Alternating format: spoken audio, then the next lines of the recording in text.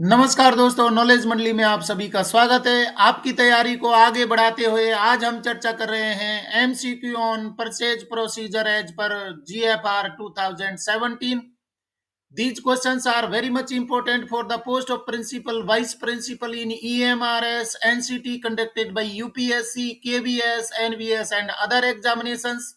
तो देखते हैं आज का सबसे पहला question 181। A department may sanction expenditure on any scheme or project approved by the finance ministry if the total outlay on it does not exceed। मतलब एक विभाग वित्त मंत्रालय द्वारा अनुमोदित किसी भी योजना या परियोजना पर व्यय की मंजूरी दे सकता है यदि उस पर कुल परिव्यय से अधिक नहीं है।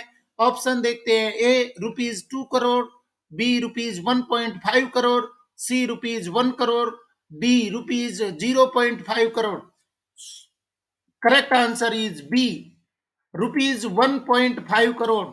मतलब कि कोई भी विभाग या मंत्रालय है वो अपने लिए खरीदी के लिए अनुमति दे सकता है, क्योंकि उस खरीद या अनुमति के लिए अप्रूवल दे चुके हैं। फाइनेंस मिनिस्ट्री है पहले से ही उसको अप्रूव कर चुकी है परचेजिंग के लिए। तो 1.5 करोड़ तक की खरीदी है, कोई भी विभाग है मंत्रालय है वो कर सकता है। सही उत्तर हो रहा है B. Next question 182. A committee on non-plan expenditure CNE has been constituted with its chairman as। गैर योजना व्यय सीएनई पर एक समिति का गठन किया गया है जिसके अध्यक्ष के रूप में कौन अध्यक्ष के रूप में कार्य करेंगे, जहां पर कि नॉन प्लान एक्सपेंडिचर करना होगा। तो उस कमेटी के अध्यक्ष कौन हो सकते हैं? ऑप्शन देख लेते हैं। A secretary department of expenditure, B CEO NITI Aayog, C secretary of the department concern, D financial adviser of the department concern. तो करेक्ट आंसर इसका होगा A secretary department of expenditure. Non plan expenditure के लिए एक committee बनाई गई है और उसके अध्यक्ष कौन होंगे, चेयरमैन कौन होंगे? चेयरमैन होंगे सेक्रेटरी डिपार्टमेंट ऑफ एक्सपेंडिचर, जो कि वित्त मंत्रालय के अंदर आते हैं। तो सही उत्तर हो रहा है ए। Question number 183. Committee on Non-Plan Expenditure CNE shall undertake appraisal of। गैर योजना व्यय समिति सीएनई का मूल्यांकन करेगी। कितनी परचेजिंग होने पर उसका मूल्यांकन होगा कमेटी का? तो देखते हैं। Option A all non plan proposals involving expenditure of over ₹300 crore recurring और non recurring on a new service और for expansion of existing services.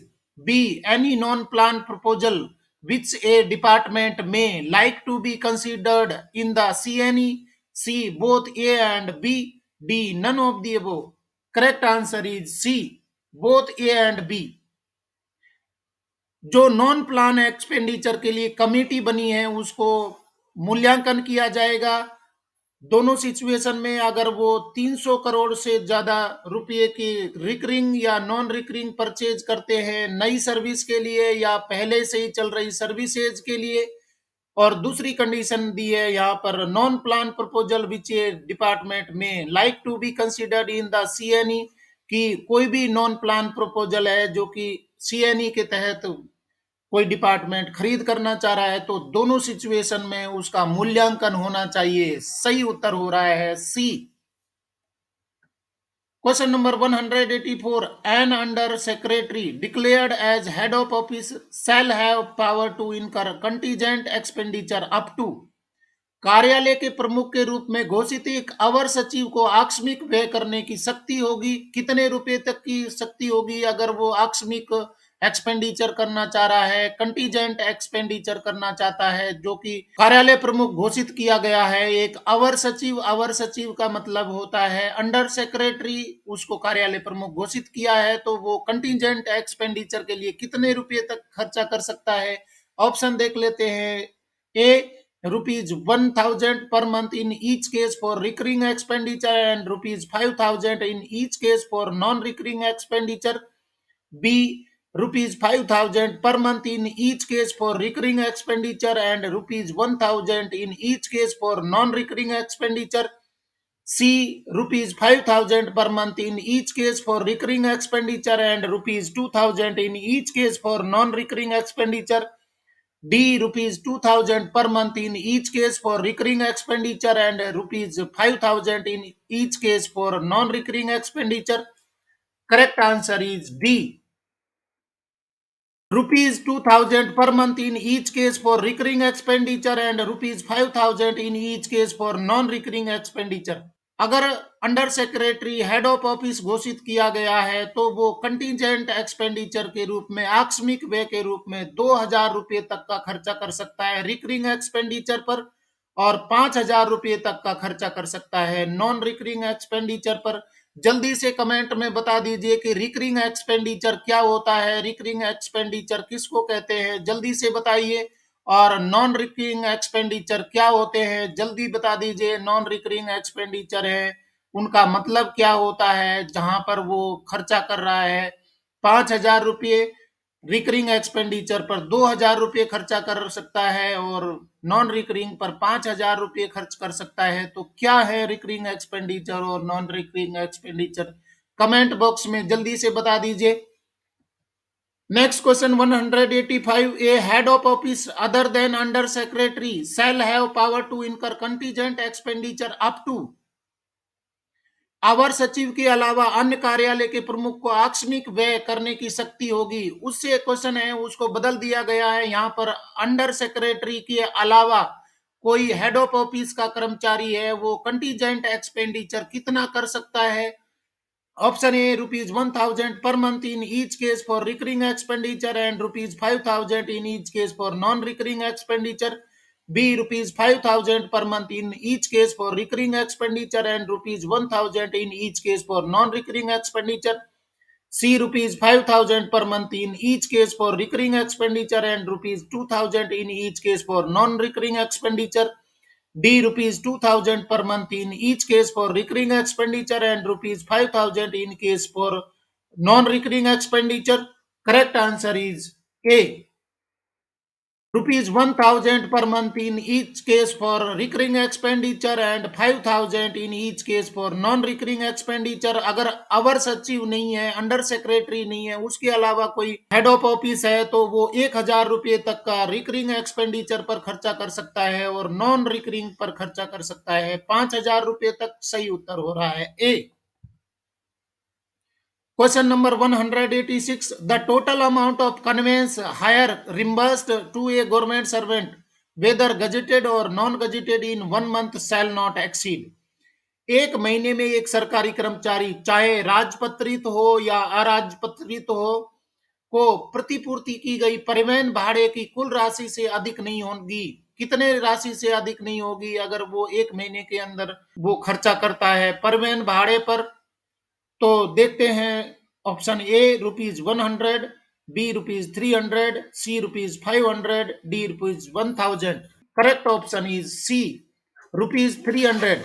गजिटेड officer है या नॉन गजिटेड ऑफिसर है, क्योंकि उसको कन्वेंस हायर करने के लिए 300 रुपये से अधिक नहीं दिया जाएगा। सही उत्तर हो रहा है B. Question number 187. Expenditure on legal charges by way of fees to barristers, advocates, pleaders, arbitrators, and umpires may be incurred without previous consent of the Ministry of Law for a case in a high court up to total amount। बहुत important question है। उच्च न्यायालय में एक मामले के लिए विधि मंत्रालय की पूर्व सहमति के बिना बैरिस्टर, अधिवक्ताओं, प्लीडर और मध्यस्थों और अंपायर को फीस के रूप में कानूनी शुल्क पर खर्च किया जा सकता है। कुल राशि तक कितने रुपए तक खर्च किया जा सकता है, जबकि विधि मंत्रालय की कोई अनुमति नहीं ली जा रही है। Option A rupees 1,000, B rupees 3,000, C rupees 5,000, D rupees 10,000। Correct answer is B, rupees 3,000। 3,000 रुपये तक का खर्चा किया जा सकता है बैरिस्टर्स, अधिवक्ताओं, प्लीडर और मध्यस्थों को या अंपायरों को फीस के रूप में देने के लिए, जहां पर कि विधि मंत्रालय की पूर्व अनुमति नहीं ली गई है। इससे अगर खर्चा देना है, अगर फीस देनी है, तो वहां पर लॉ मिनिस्ट्री से कंसेंट लेना, अप्रूवल लेना जरूरी होगा। सही उत्तर हो रहा है B. Question number 188. Head of department may get emergent and petty printing and binding jobs executed through private agencies without obtaining approval of rates by director of printing up to a limit of। विभागाध्यक्ष मुद्रण निदेशक द्वारा दरों का अनुमोदन प्राप्त किए बिना निजी एजेंसियों के माध्यम से आकस्मिक और छोटे मुद्रण और बाध्यकारी कार्य निष्पादित कर सकते हैं। एक सीमा तक कितने रुपये तक की सीमा तक वो खर्चा कर सकते हैं। कोई भी विवादाध्यक्ष है वो मुद्रण के लिए, क्योंकि वहां पर मुद्रण निदेशालय से वो परमिशन नहीं ले रहे हैं। तो देखते हैं ऑप्शन ए ₹20,000 पर एनम, बी ₹20,000 पर case, C ₹10,000 per annum, D ₹10,000 per case. Correct answer is A, ₹20,000 per annum। एक साल में 20,000 रुपये तक का खर्चा कर सकते हैं। हेड ऑफ डिपार्टमेंट, जहां पर की प्रिंटिंग निदेशालय प्रिंटिंग डायरेक्टर से अप्रूवल नहीं लिया है, परमिशन नहीं लिए है, तो वहां पर प्रिंटिंग के लिए, बाइंडिंग जॉब के लिए वो छोटे खर्चे हैं वो खर्च कर सकते हैं, क्योंकि वहां पर इमरजेंट और छोटे खर्चे के लिए उसको आवश्यकता हो गई है। सही उत्तर हो रहा है A. Question number 189, A head of department shall have power to make local purchase of stationery stores up to. विभाग के प्रमुख को स्टेशनरी स्टोर की स्थानीय खरीद करने की शक्ति होगी। कितने रुपए की स्टेशनरी स्टोर के लिए स्थानीय खरीद करने की शक्ति होगी, क्योंकि वहां पर हेड ऑफ डिपार्टमेंट है, तो कितने रुपए तक का खर्चा कर सकते हैं। Option A ₹1,000 per month, B ₹2,000 per month, C ₹2,000 per annum, D ₹4,000 per annum। Correct answer is D, ₹4,000 per annum। Head of department है वो लोकल परचेज कर सकता है, स्टेशनरी स्टोर के लिए, स्टेशनरी के लिए वो खर्चा कर सकता है 4,000 रुपये तक का। सही उत्तर हो जाएगा D. Next question 190, A head of office में इनकर expenditure on office expenses with in a limit of. कार्यालय के खर्चों पर एक सीमा के भीतर खर्च कर सकता है। कितनी सीमा के भीतर खर्च कर सकता है, क्योंकि वहां पर कार्यालय के खर्चों के लिए वो लिमिट क्या निर्धारित की गई है। ऑप्शन देखते हैं, ₹500 per month for recurring expenditure and 5,000 for non recurring expenditure, B ₹1,000 per month for recurring expenditure and ₹5,000 for non-recurring expenditure, C ₹1,000 per month for recurring expenditure and 10,000 for non-recurring expenditure, D ₹2,000 per month for recurring expenditure and 20,000 for non-recurring expenditure। Correct answer is C, ₹1,000 per month for recurring expenditure and 10,000 for non-recurring expenditure। Recurring expenditure का मतलब है कि जो नियमित खर्चे हो रहे हैं, तो वहां पर 1,000 पर मंथ खर्च किया जा सकता है। और नॉन रिकरिंग का मतलब है कि एक पर्टिकुलर अंतराल के बाद में कभी कभी खर्चे किए जाते हैं, तो 10,000 रुपये के खर्चे हैं वो किए जा सकते हैं। किसके द्वारा? हेड ऑफ ऑफिस के द्वारा। और वो एक्सपेंसेज है वो लिमिट निर्धारित कर दी गई है 1,000 एंड 10,000। सही उत्तर है C. Question number 192, a cheque और draft tendered to a departmental officer in payment of any government dues shall be deemed to have been paid.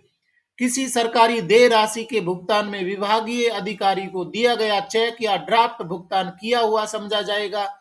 Option A on the day of its presentation, B on the day it is cleared and entered in the receipt scroll, C on the third working day after its presentation, D none of the above. Correct answer is C, on the third working day after its presentation. Cheque है वो ऐसा माना जाएगा कि तीसरे दिन वो पे हो चुका है। सही उत्तर हो रहा है C. Question number 193, where money is realized not in cash but by recovery from payment made on a bill, setting forth full particulars of the deduction। जहां पैसे की वसूली नकद में नहीं बल्कि बिल पर किए गए भुगतान से वसूली के द्वारा की जाती है, जिसमें कटौती का पूरा विवरण दिया जाता है। ऑप्शन देखते हैं, A receipt need not be granted separately, B A receipt need may be granted only if especially desired by the payee, C a receipt must be granted separately, D none of the above। Correct answer is B, a receipt need may be granted only if especially desired by the payee। अगर पेई मांगता है तो उसको receipt देनी होगी। सही उत्तर हो रहा है B. Question number 194, receipt books duly machine numbered shall be in रसीद पुस्तकें विधिवत मशीन संख्याकित होंगी। कौन से नियम के तहत? मशीन के द्वारा उसमें नंबरिंग होनी चाहिए, नंबर होना चाहिए कि उस पे रिसिप्ट पे नंबर दिए हुए हों। तो यहाँ पर रूल होगा इससे संबंधित। Option A form GAR 5, B form GAR 6, C form GAR 7, D form GAR 8। Correct answer is B, form GAR 6। और अगला सवाल देख लेते हैं 195। In terms of section 194C of the income tax act 1961, in all cases of payment to contractors and sub contractors exceeding dash income tax is required to be deducted at source at the specified rate. बहुत important question है और आपके office से related है। आयकर विभाग अधिनियम 1961 की धारा 194C के अनुसार ठेकेदारों और उप ठेकेदारों को भुगतान के सभी मामलों में डैश आय से अधिक के लिए निर्दिष्ट दर पर स्रोत पर कर कटौती की आवश्यकता है। कितने रुपए की कर कटौती है वो जरूरी हो जाती है। ऑप्शन देख लेते हैं। A ₹10,000, B ₹20,000, C ₹30,000, D ₹50,000। Correct answer is C, ₹30,000। अगर 30,000 से अधिक कोई पेमेंट होना है ठेकेदारों को या उप ठेकेदारों को तो वहां पर आय कट की कटौती की जाएगी। वहां पर फिक्स दर है, वहां पर इनकम टैक्स है, उस पर कटौती की जाएगी। सही उत्तर हो रहा है सी। और नेक्स्ट क्वेश्चन है 196। Any arrear claim against the government which is preferred after dash of its becoming due shall be paid only after being investigated by the head of department in terms of rule 264 of GFR 2005। सरकार के खिलाफ कोई भी बकाया दावा जिसे इसके देय होने के बाद प्राथमिकता दी जाती है का भुगतान GFR 2005 के नियम 264 के अनुसार विभाग के प्रमुख द्वारा जांच के बाद ही किया जाएगा। ये GFR 2017 बदल दिया गया है, परंतु क्वेश्चन आ गया है तो ऑप्शन देख लेते हैं। A 1 year, B 2 years, C 3 years, D 4 years. Correct answer is B, 2 years. सरकार के खिलाफ कोई भी बकाया दावा जिसे इसके देय होने के बाद प्राथमिकता दी जाती है का भुगतान GFR 2005 के नियम 264 के अनुसार विभाग के प्रमुख द्वारा जांच के बाद ही किया जाएगा। कितने दिनों के बाद में? 2 साल के बाद में। सही उत्तर हो रहा है बी। नेक्स्ट क्वेश्चन है 197। When payment is desired by direct credit to the bank account of a beneficiary, the bill must prominently contain the details of। जब किसी लाभार्थी के बैंक खाते में सीधे क्रेडिट द्वारा भुगतान वांछित हो तो बिल में प्रमुखता से विवरण होना चाहिए। क्या विवरण होना चाहिए? अगर डायरेक्ट हम क्रेडिट कर रहे हैं बैंक खाते में किसी भी लाभार्थी के तो ऑप्शन देख लेते हैं। A name of the bank and branch with address, B bank account number, C IFSC and MICR of the bank branch, D all of the above. Correct answer is D, all of the above. अगर किसी लाभार्थी के किसी भी beneficiary के खाते में direct DBT किया जा रहा है, name of the bank and branch with address ये होना चाहिए, बैंक अकाउंट नंबर होना चाहिए, नहीं तो ट्रांसफर कैसे होगा। और उस पर्टिकुलर ब्रांच के लिए IFSC या MICR कोड होना चाहिए। तीनों ऑप्शन है वो जरूरी है। करेक्ट आंसर है D. Question number 198. Bill register in form GAR 9 maintained by a head of office authorized to draw money on bills signed by him shall be received। Hindi अर्थ देख लेते हैं। उनके द्वारा हस्ताक्षरित बिलों पर धन निकालने के लिए अधिकृत कार्यालय प्रमुख द्वारा बनाए गए फॉर्म GAR 9 में बिल रजिस्टर की समीक्षा की जाएगी। कितने दिनों के बाद में समीक्षा की जाएगी? ऑप्शन देख लेते हैं। A weekly, B biweekly, C monthly, D yearly. Correct answer is C, monthly. Monthly उसकी जांच की जाएगी, उसको रिव्यू किया जाएगा, क्योंकि यहाँ पर GAR 9 में ये बात बताई गई है कि हेड ऑफ ऑफिस है वो ऑथोराइज्ड किया गया है to draw money and bills signed by him shall be reviewed in monthly. Question number 199. Bill transit register in form GAR 10 maintained by a head of office authorized to draw money from the accounts officer oblique check drawing DDO shall be reviewed। कितने दिनों के बाद में होना चाहिए? हिंदी अर्थ देख लेते हैं। लेखा अधिकारी या चेक आर डीडीओ से धन निकालने के लिए अधिकृत कार्यालय प्रमुख द्वारा बनाए गए फॉर्म GR-10 में बिल ट्रांजिट रजिस्टर की समीक्षा की जाएगी। बिल ट्रांजिट रजिस्टर की समीक्षा कितने दिनों के बाद में की जाएगी?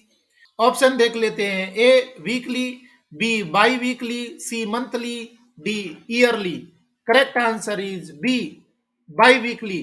बाई वीकली 2 सप्ताह में उसकी जांच करनी होगी। अगर GR-10 में बिल ट्रांजिस्टर रजिस्टर की समीक्षा किया जाना जरूरी है लेखा अधिकारी या चयकारण अधिकारी के द्वारा। और T20 क्वेश्चन का लास्ट क्वेश्चन है 200 receipt for all sums exceeding dash must be stamped in terms of the provisions of the Indian Stamp Act 1899 unless exempted from stamp duty। मतलब कि भारतीय स्टैंप अधिनियम 1899 के प्रावधानों के अनुसार डैश से अधिक की सभी राशियों की रसीद पर स्टाम्प शुल्क से छूट मिलने तक मोहर लगनी चाहिए। मतलब देख लेते क्वेश्चन का, कितने रुपये से अधिक होने पर वहां पर स्टैंप लगेंगे, मतलब रसीदी टिकट लगेंगे स्टैंप एक्ट 1899 के तहत। तो option A ₹20, B ₹500, C ₹2500, D ₹5000। Correct answer is B, ₹5000। अगर 5000 रुपये से अधिक का कोई सम रिसिप्ट है तो वहां पर स्टैंप लगेगा, रसीदी टिकट लगेगा। और रसीदी टिकट है वो लाल रंग का होता है, ये आपको मालूम है। ये 5000 रुपये से अधिक की राशि की अगर कोई रिसिप्ट है तो वहां पर निश्चित रूप से स्टैंप है वो लगना चाहिए as the Indian stamp act 1899। तो इस तरीके से फ्रेंड्स हमने T20 के 20 क्वेश्चन है वो कंप्लीट कर लिए हैं। और ये क्वेश्चन हैं बहुत इंपॉर्टेंट है, आपके सिलेबस का पार्ट होते हैं for the post of principal vice principal in EMRS NCT conducted by UPSC KVS NBS etcetera. EMR और NCT में वैकेंसी आ चुकी हैं, कोई टेक्निकल प्रॉब्लम आ रही है, कुछ समस्याएं आ रही हैं, जैसे ही वो सॉर्ट आउट होंगी परीक्षा की डेट डिक्लेयर हो जाएगी। और KVS NBS में भी बहुत जल्दी वैकेंसी आ रही है।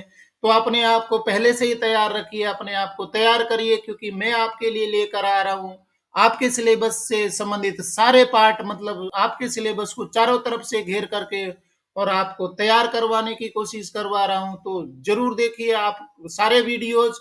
और आज के क्वेश्चन आपको पसंद आए हैं तो लाइक शेयर करें और चैनल को सब्सक्राइब जरूर करें, क्योंकि नॉलेज मंडली is the right choice. Thank you very much.